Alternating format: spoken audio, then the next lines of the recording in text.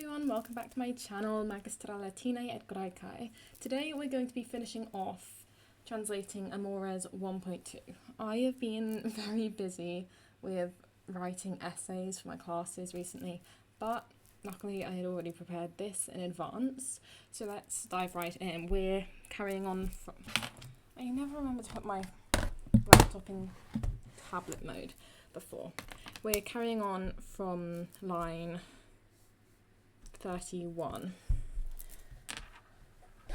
So, mens bona ducater manibus post terga retortis, et pudor, et castris quidquid amoris obest. So we have a look to see if we can find the verb, and we see that the verb is ducatur here, which is from duco, to lead, as I have put down. This is passive indicative future, third person plural, so it will be led. Then we have to try and find the nominative, and Ovid's been very nice for us and put the nominative right at the start of the sentence, mens bona, and wherever I got this from, I can't remember where I got this from, but it will be linked in the description when I do remember this specific edition of the text or whatever. They've nicely put mens bona in capitals, so you know that it is a personification. So that is the nominative singular. Good sense will be led. And then we have manibus and retortis. These go together. They're both ablative plurals. I was meant to put new batteries in my pen, but it's held out this long, so I'll just keep it like this.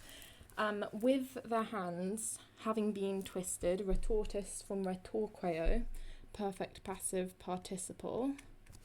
So with its hands having been twisted, and then post terga. Post takes accusative, so terga from tergum, it's neuter, is accusative plural. Now, despite this being plural, it just means for a singular back, because good sense doesn't have multiple backs, you know. So, good sense will be led with its hands twisted behind its back. Then we have et pudor. And pudor is another nominative. So he's sort of split up the nominative. So he's saying pudor, so and shame, and then we have quidquid, which is also a nominative singular, and this one is neuter, and I put whoever, but that's not quite right. It should be whatever. So and shame and whatever, obest, another verb from obsum. So this is the active indicative present, third person singular. Whatever resists, and obest. I feel like I need a different colour.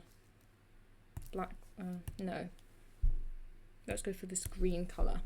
Plus, so obest, obsum, takes the dative. It's because it's like resisting against.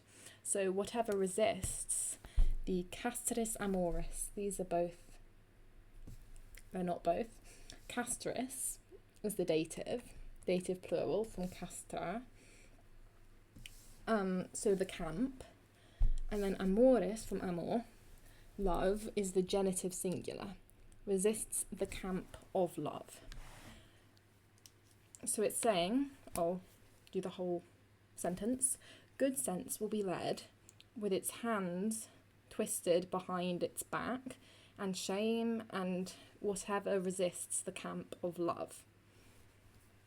So it's saying shame and whatever resists the camp of love will also be led with their hands twisted behind their backs. And maybe that is why the terga is plural, because it's talking about the plural backs of all of these personifications.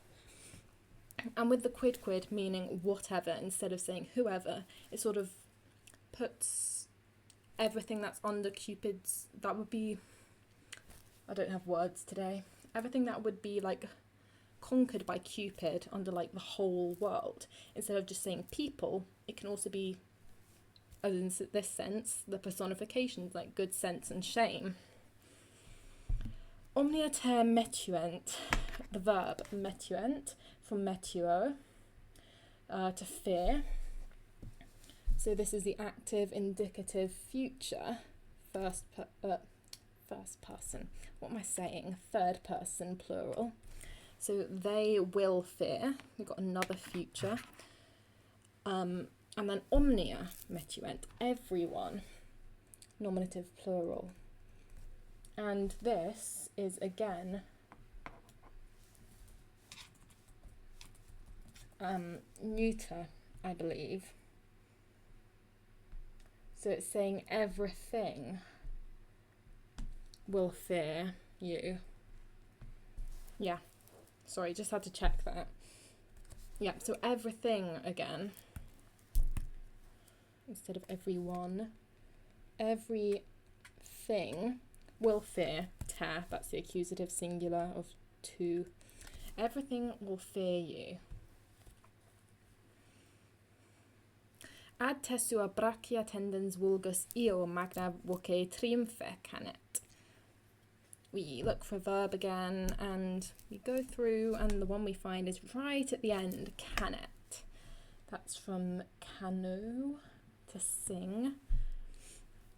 So this is the active, indicative, future, third person singular. We're still talking about what will happen.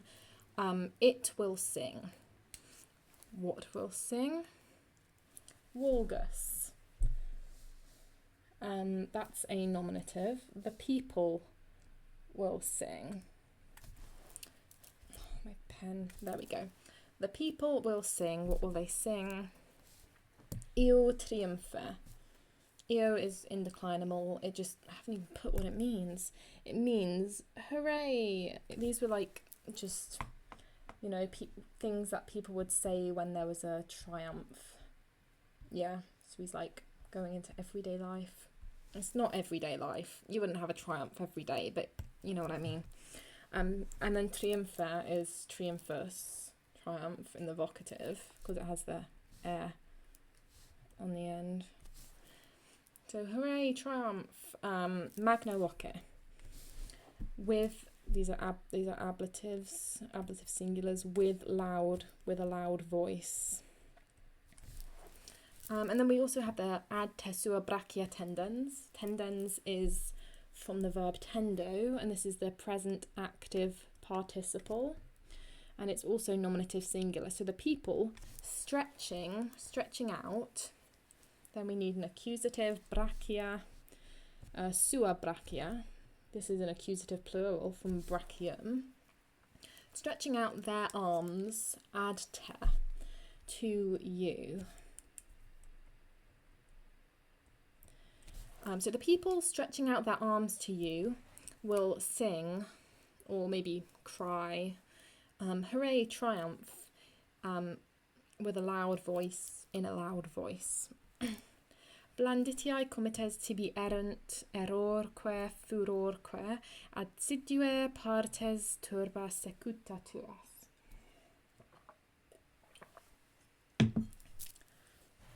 So the verb again, errant from sum.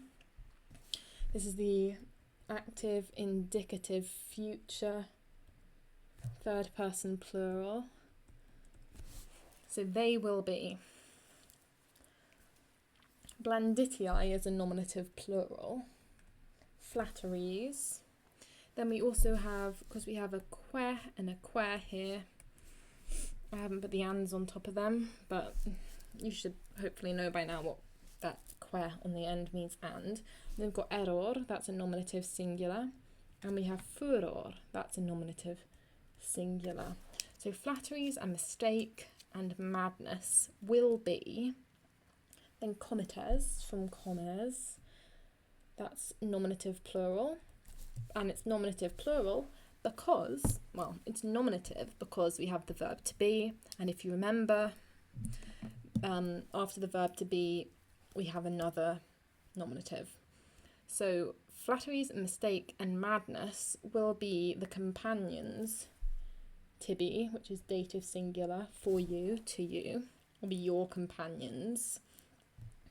Adsidua is indeclinable, so it just stays that way. And then we have turba. That's a nominative singular. So the crowd, sekuta is also the nominative singular. It's the perfect passive participle. No, it's not. Because it's from, I can't believe I just, because it's from sequor, it's actually the perfect active participle.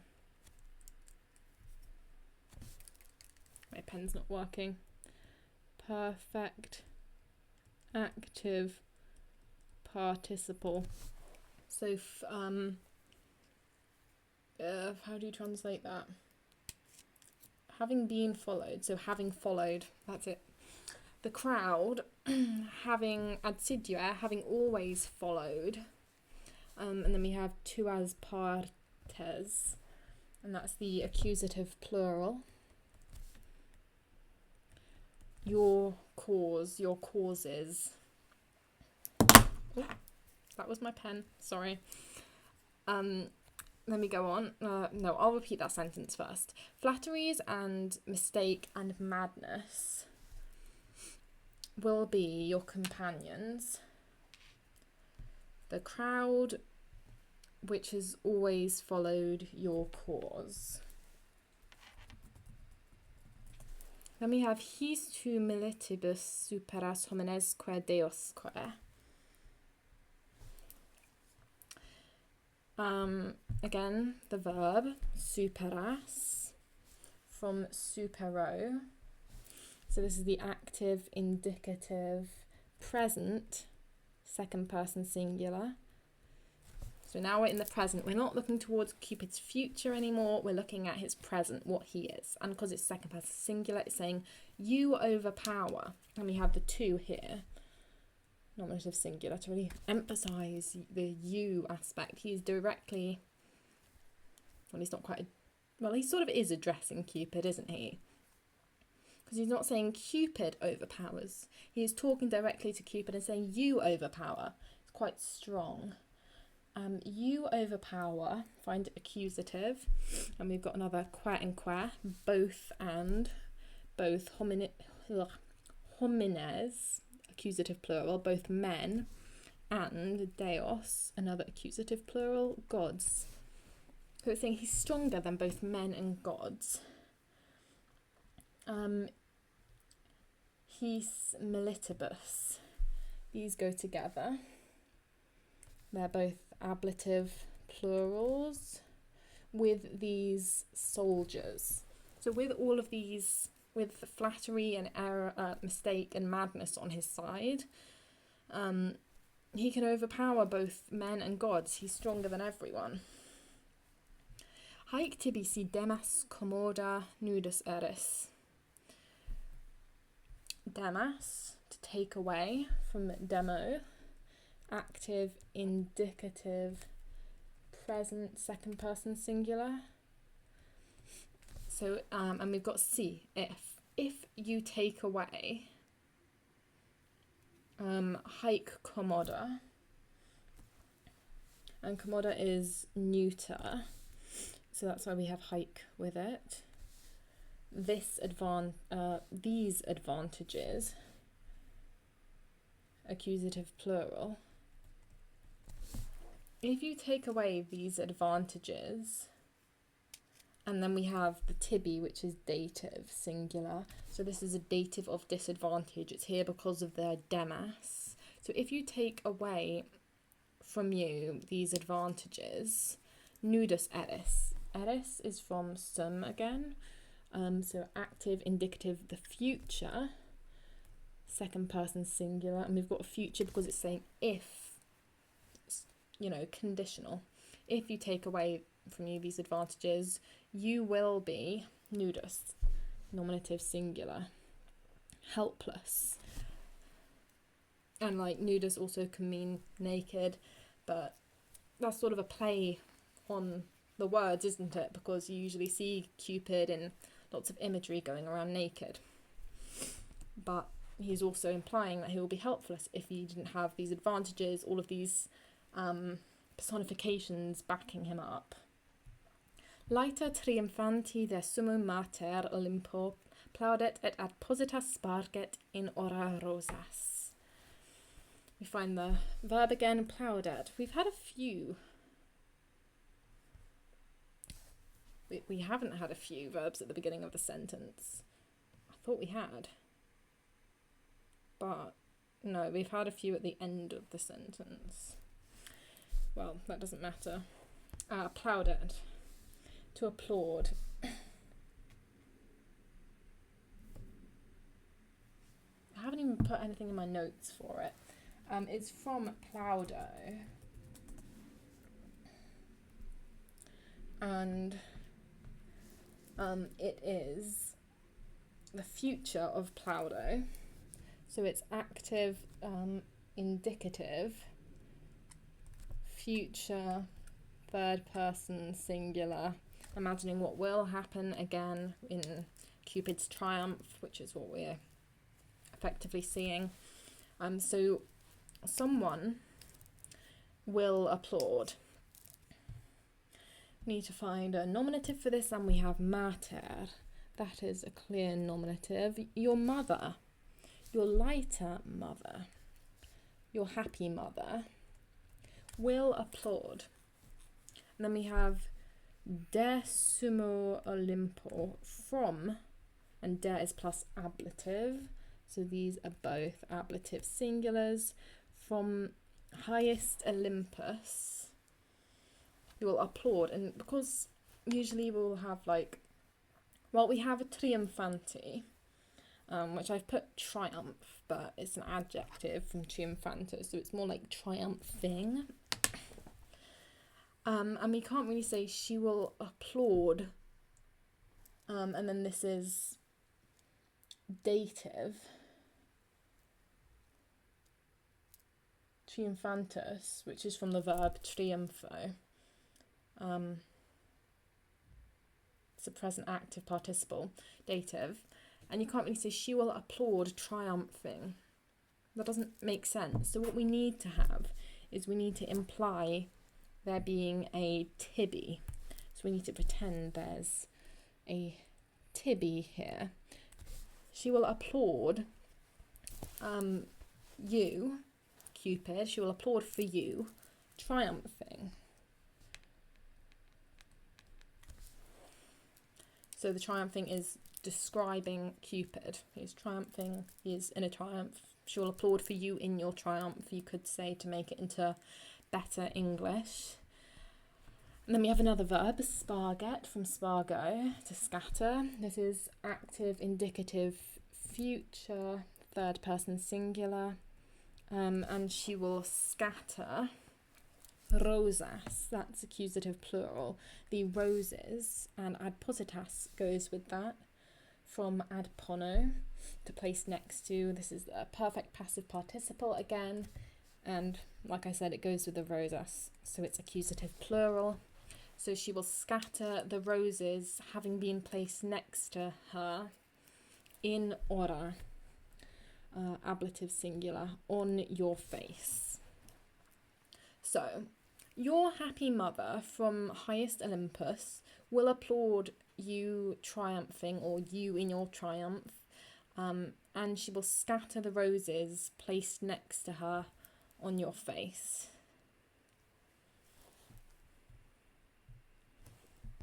Quite nice imagery, isn't it? Seeing Cupid triumphing below in the mortal world with all of his companions, maybe some people in chains behind him, as we'll see later, I think. And then just looking up and you see Venus having rose petals next to her and just sprinkling them down so they fall on his face.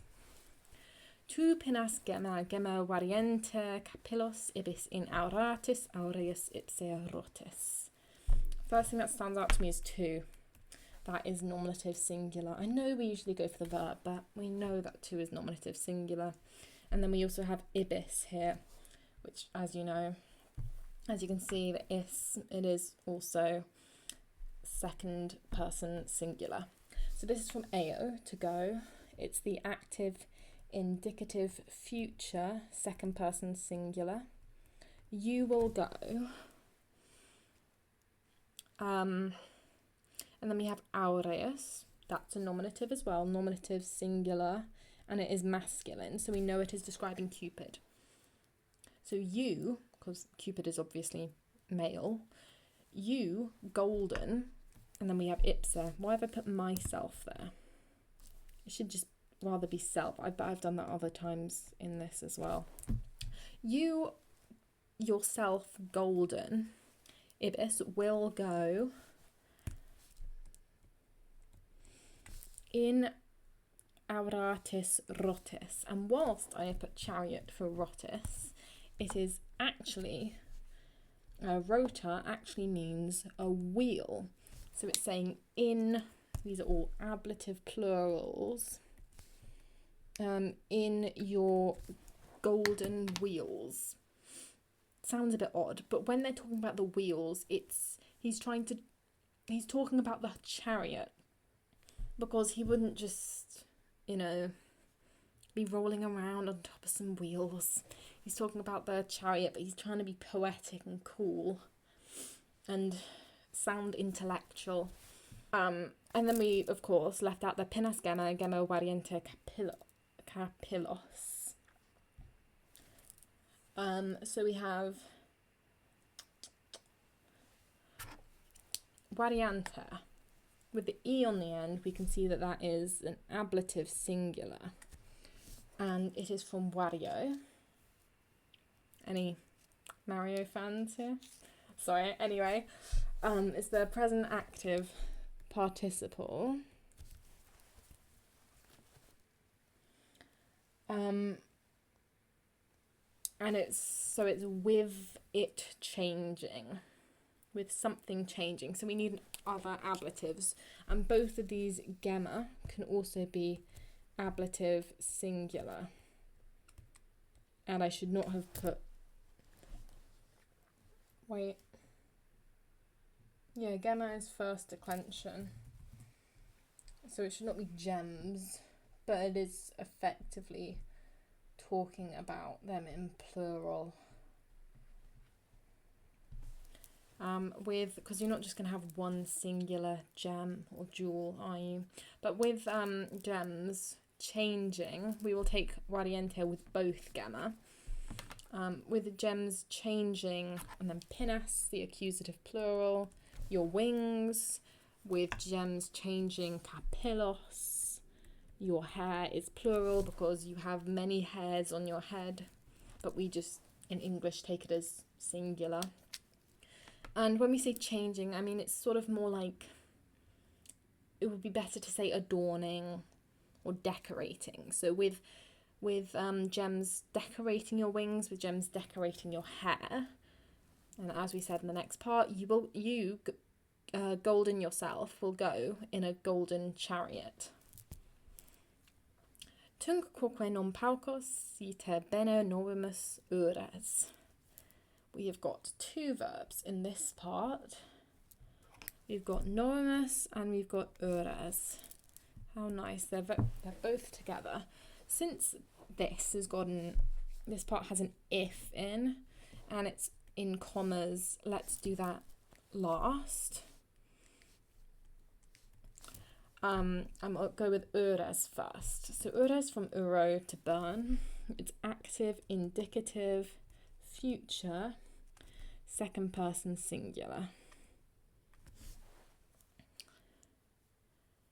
Tunc and quoque, they just, there. Then you will burn also. Non paucos. Paucos is the accusative plural.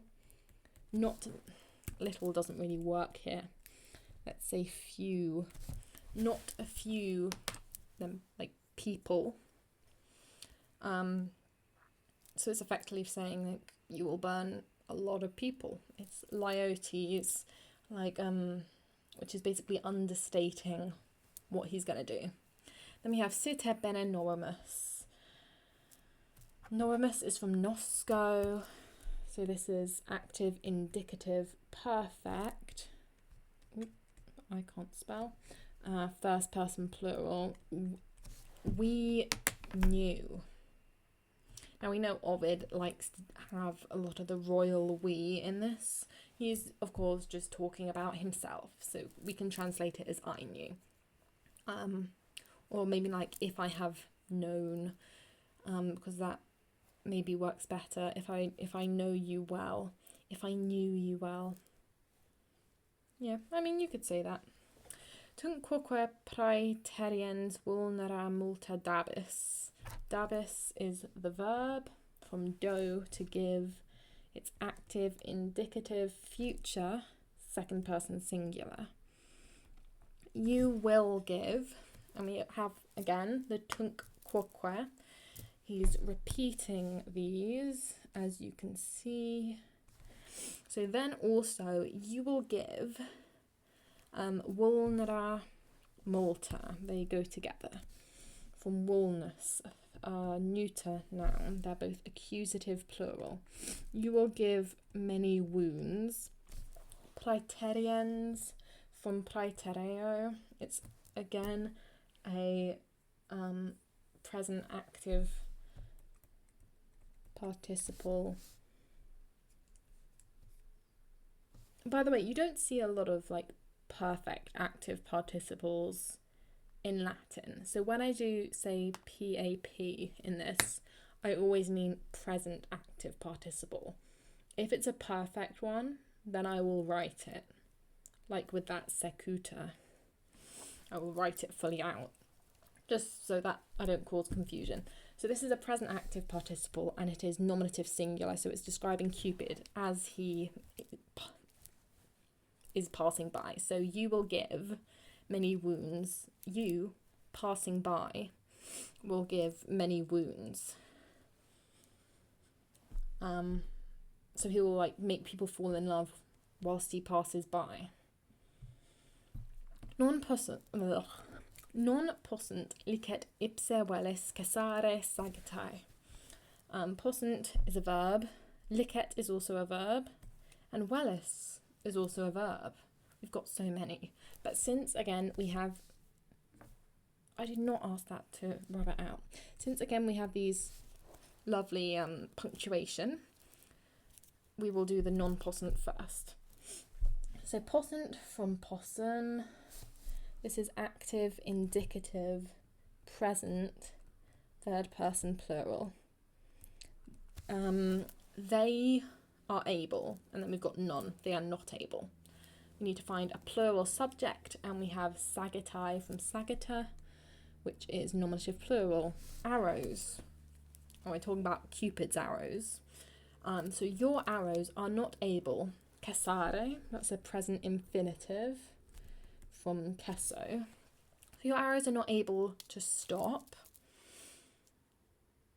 Then we have licet ipse velis. Let's go with velis first, from wallow.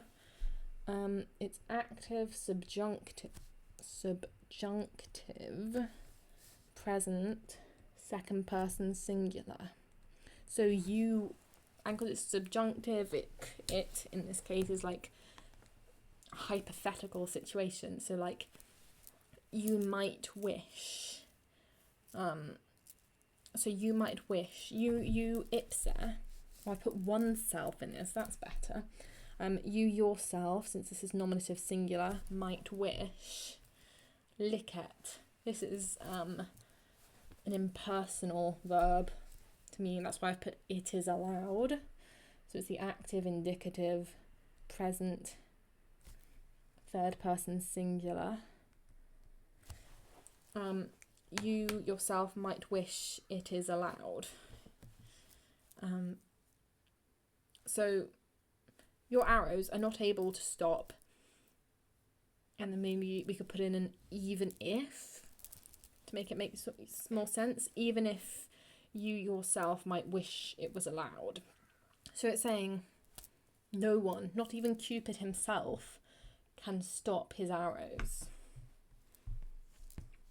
Fervida, vicino, flamma, vapore, nocet. Nocet is the verb from noceo. We've had this before, I think. Active, indicative, present, third person singular. It harms. And then flamma, fervida go together. They're both the nominative singular. What have I just written? Nominative singular. Burning flame. Your burning flame, because again we're talking about Cupid. And like the burning flame is like, you know, the torch of love, pretty much. You know, like Venus has. Venus carries torches for love, and torches also show you like the imagery of when you're burning with love. It's probably, I mean, Ovid does a lot of burning with love. We've already seen it. Where was I? Burning, your burning flame harms. And then vicino, vapore. I'll do that underneath. These are both ablative singulars. Vicino is from vicinus.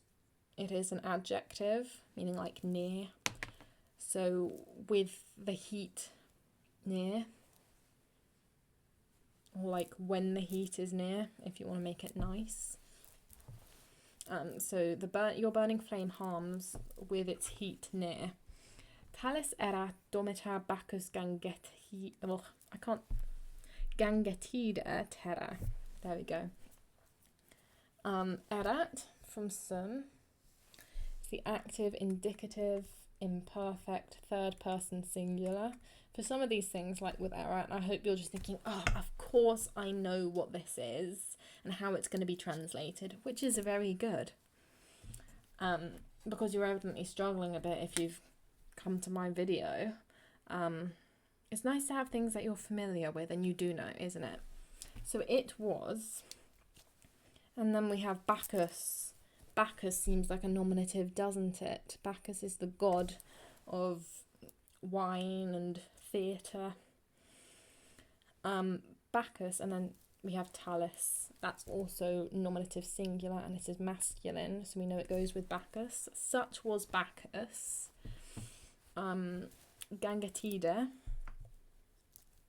and terra go together, and also domita goes with it. And these are all ablative singulars. So with the land, it's not Ganges, it's like of the Ganges. With the land, and it means of the Ganges, but it's not genitive. It's like, you know, it's like a possessive word almost, if that makes any sense. Also, have a note if you're thinking, what on earth is this about?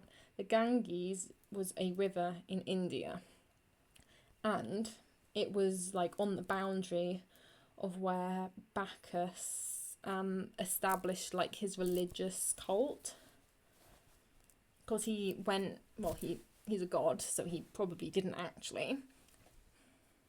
need the probably in there, but whatever. But he went around supposedly converting people to his, well, not converting, but spreading his cult across the land and getting people to worship him. If you haven't seen, I went to see the Bacchae put on by the National Theatre. They put a more modern twist on it, but it was really good. You should watch it if you're interested. That's a Greek play though, but it's a really good play.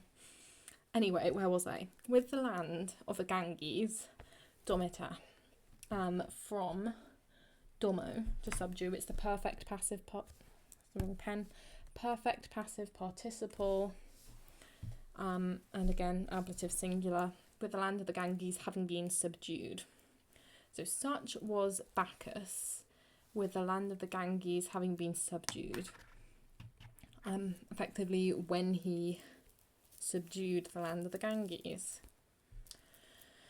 Tu gravis alitibus tigribus ille fuit. Tu, we know that's nominative singular.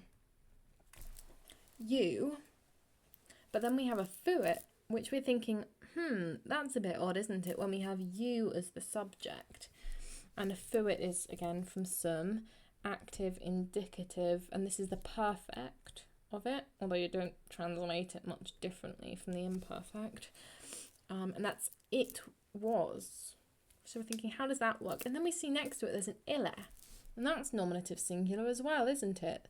So that can be he was.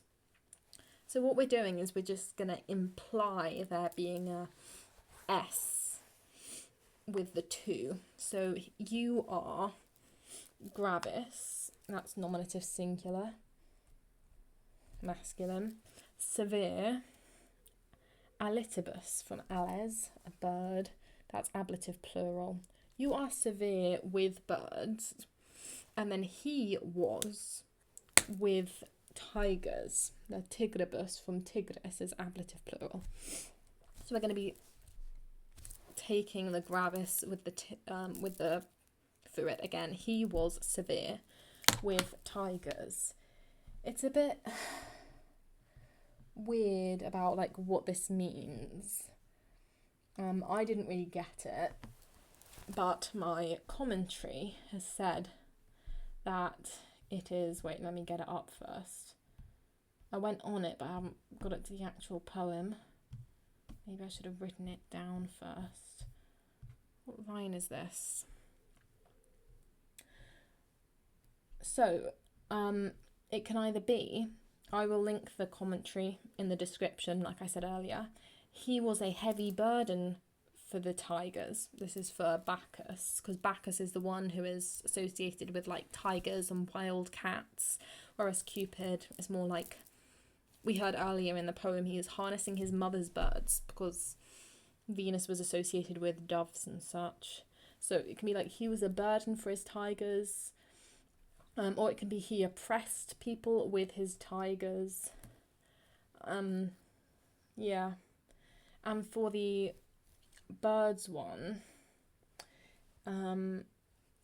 it was saying, because here it is, since gravis can mean either physically heavy or emotionally burdensome, and since altibius can be either dative or ablative, I said ablative here, but it can be dative or ablative. It can be you are a heavy load for the birds. So you are like, instead of doing severe, we could have heavy here. So Cupid could be a heavy for the birds. Or it could be you are a heavy burden for other people, which would be implied because of your birds.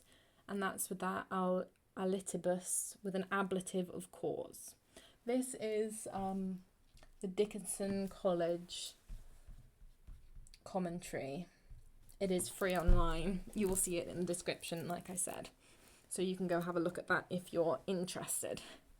So it's a bit ambiguous on what that means. Let's carry on. Ergo composit sacripas esse triumphi, parce tuas in me perdere victor opes. So we have ergo, therefore. That doesn't change. Then we have a possum. Possum stands out to me because it's subjunctive, so yeah, so it's in a clause. Wrong pen again. And it looks like it goes on until the comma. So yeah, we can do that first. Therefore comes since, possum from possum, active, indicative, present, first person singular. Since I am able, and I need an infinitive after that. An essay is our present infinitive from sum. Since I am able to be, and then of course after that we need a nominative. Pars, a part, and then sacri triumphi, they are both genitive singulars of your sacred triumph. Then on to the next line, we have parker. Now this is a present active imperative. So it's an order, spare. Or it can mean refrain from, which I haven't put here. Spare from, refrain from. And then after that, an infinitive needs to come. Because that's why, yeah, it's a bit, I was confused about it until I realised that an infinitive needs to go after it. So it's perdere from, I haven't written down what it's from. Probably perdeo? Nope, from perdo. It's a third conjugation. Perdere from perdo is a present active infinitive. So spare from wasting. I know it's infinitive, but since it doesn't make sense, spare to waste, refrain from to waste, we will translate it like a participle, even though it is not a participle. So spare or refrain from wasting, accusative, tuas, and opes go together. They're the accusative plural, because opes is from ops, and that is neuter. Nope, it is feminine, which is quite obvious from the tuas. My head's not working today. I'm tired from working on my essays. Spare, refrain from waste. I prefer refrain. I'm going to change it to that. Refrain from wasting your hard work in me, ablative singular, on me, and then victor. This is a vocative singular because he is directly addressing Cupid as a victor. So refrain from wasting your hard work on me, victor. Adspice, that's another imperative. Cognati felicia caesaris arma, qua vicit victos protegit illa manu. So adspice, like I said, present active imperative.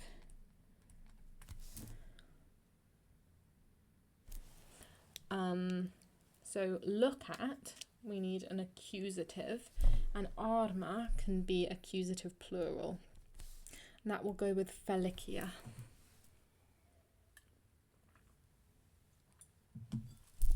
So look at the lucky weapons. Cognati Caesaris, these go together as well. Caesar, Caesar, we all know Caesar. At least most of us probably do.